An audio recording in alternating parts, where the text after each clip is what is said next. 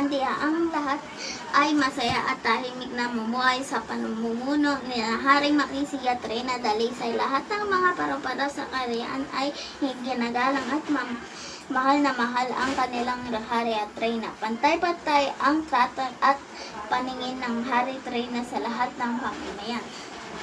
Tuwing umaga nakasanayan ni Reyna Dalisay ang pamamasyal sa kanilang maganda at malawak na hardin.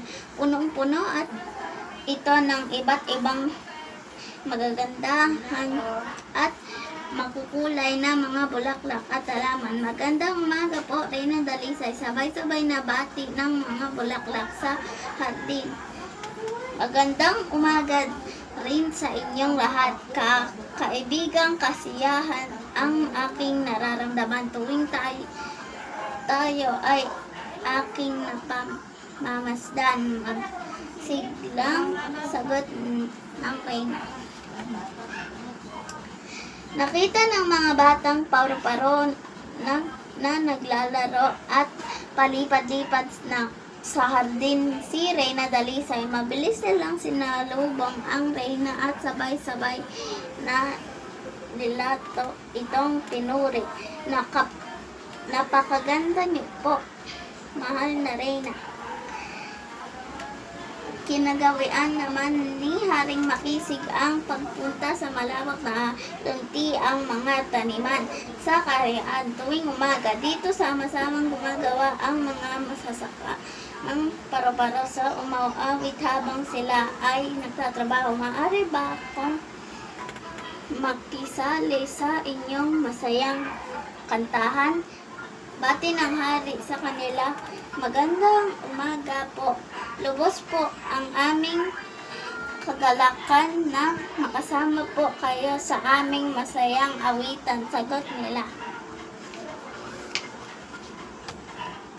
Tuwing linggo, ang buong kaharian ng Parolandia ay nagkakaroon ng kasiyahan sa palasyo.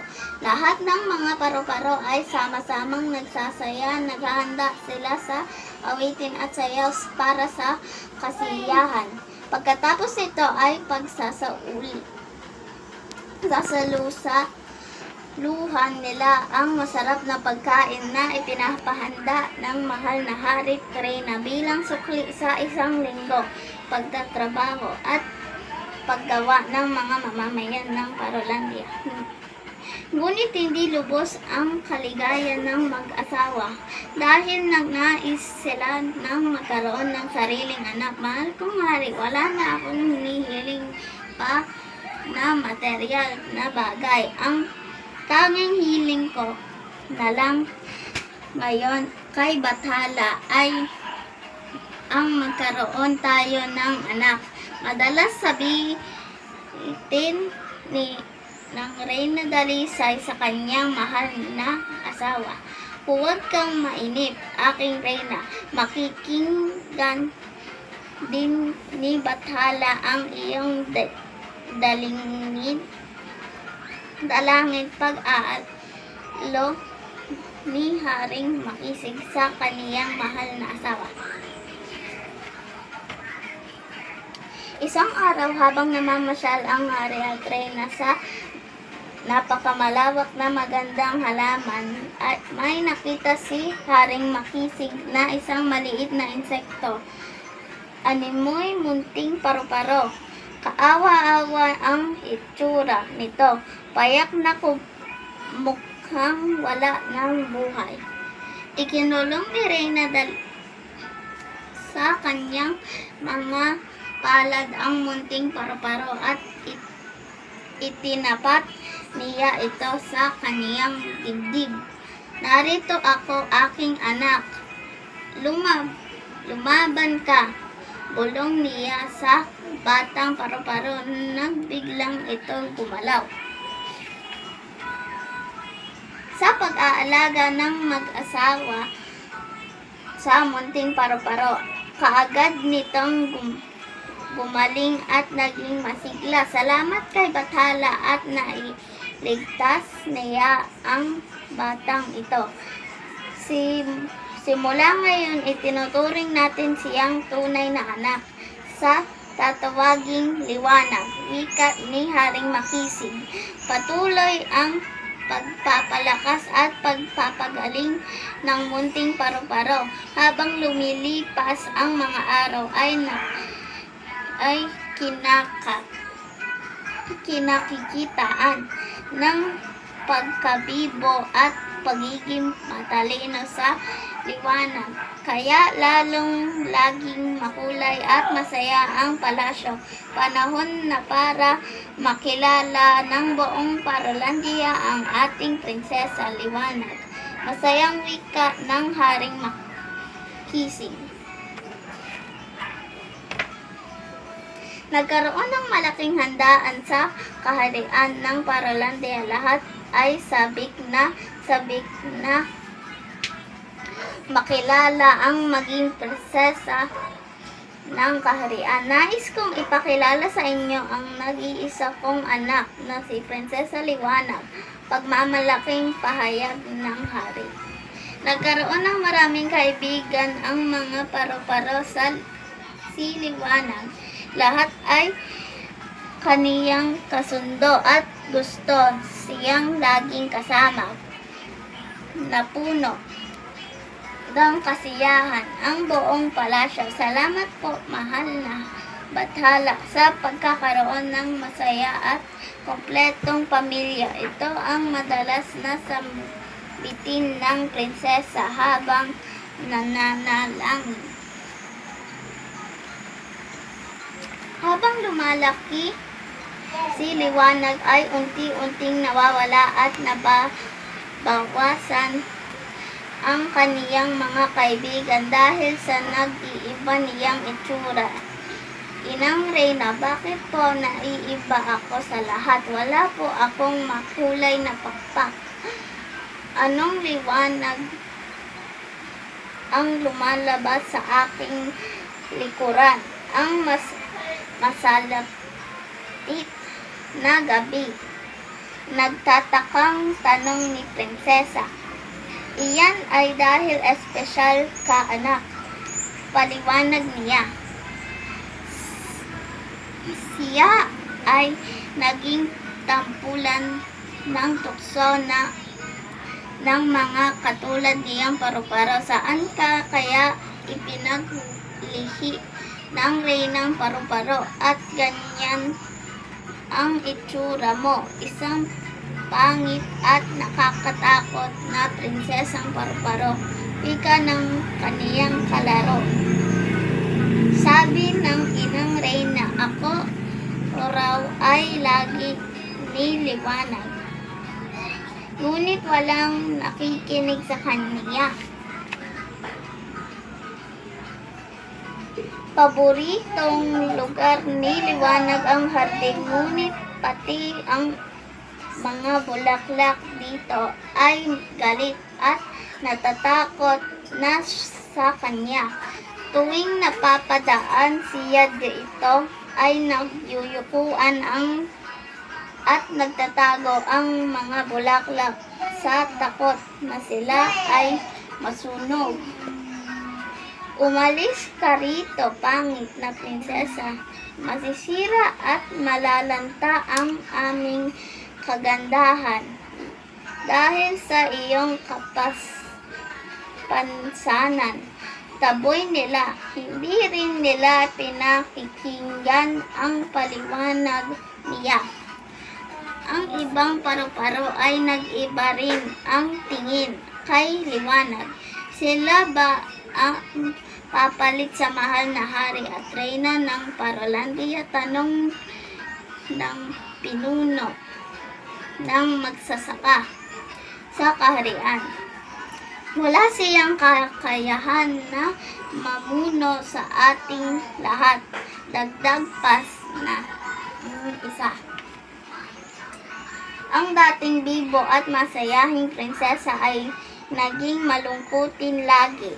Siya'y nag-iisa at madalas ay umiiyak, labis na pagdadalamhati at kalungkutan nadama ng Haring Makisig at Reyna Dalisay. Kinausap ng mag-asawa ang lahat ng paru-paro sa kaharian upang ipaliwanag ang kalagayan ng prinsesa. Ngunit hindi rin sila pinakinggan ng mga ito. Nagsimula ang pag-aaway at nawawala ang pagkakaisa sa Parolandia. Isang gabi nagising si Liwanag na ingay na narinig niya sa paligid. Maraming nagsisigawan at umiiyak na wari, takot. Nabalot ng dilim ang buong Parolandia. Wala kang makikita na kahit anong bagay sa buong kaharian. Tanging mga tinig lang ang iyong marinig. Tila panganib ang dumating sa kaharian.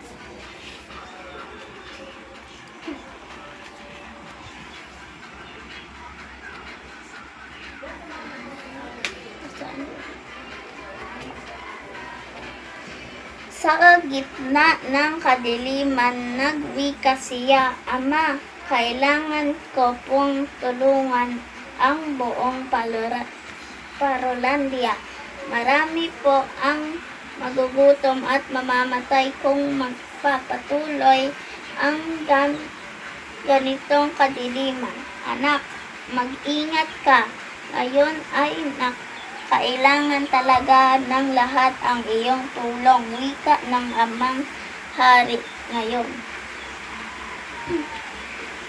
Mo patunay na hindi kami nagkamali ng pagpapalaki sa iyo. Isang kang mabait at matutulunging prinsesa, anak. Ayun lang.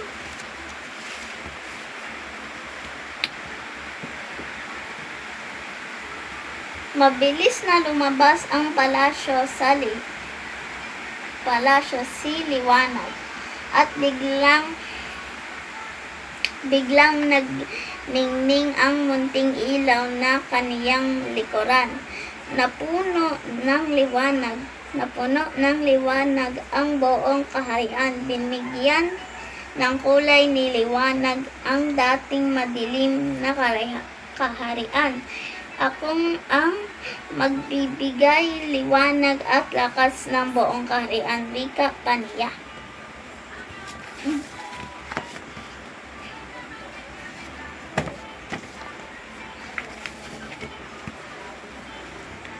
Tumagal ng ilang araw ang kadilimang naranasan ng buong kaharian, ngunit sa tulong ng liwanag na bigay ng prinsesa, naging normal ang lahat.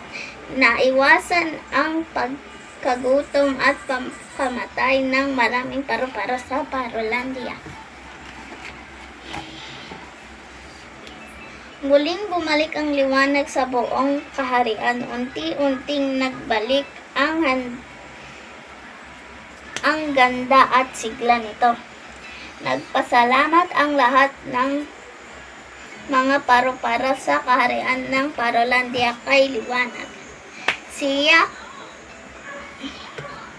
isa kang tunay na prinsesa ng Parolandia. Mahal kong Liwanag.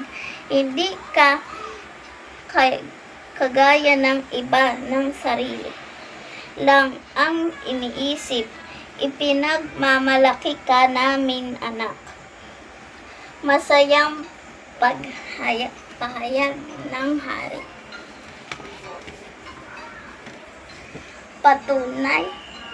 Patunay na totoong nawala sa panlabas na itsura ng isang nilalang ang kanyang gamit nito.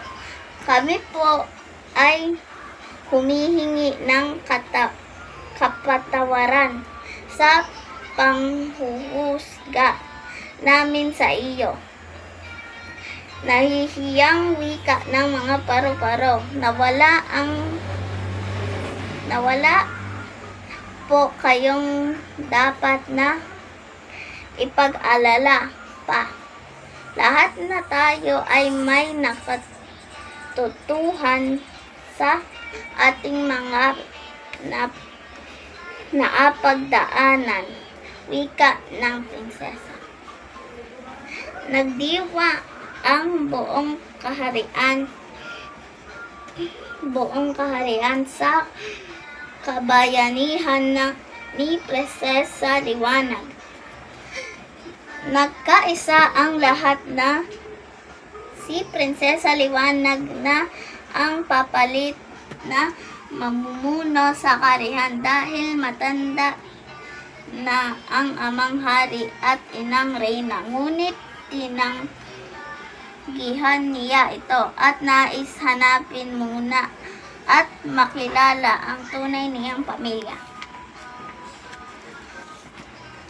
Hindi nagtagal natagpuan ni Prinsesa Liwanag ang tunay niyang pamilya. Matagal na pala siyang hinahanap ng kaniyang amang hari at inang reynang Alitaptap. Kahit wala na siyang liwanag sa kaharian ng Parolandia, ay tinuturing pa rin siya isang bayani at tunay na prinsesa ng Paro. Iyan ang kwento ng isang kakaibang munting paru-paro, wika ni Liwanag sa mga batang Alitaptap na tahimik na nakikinig sa kaniyang kwento.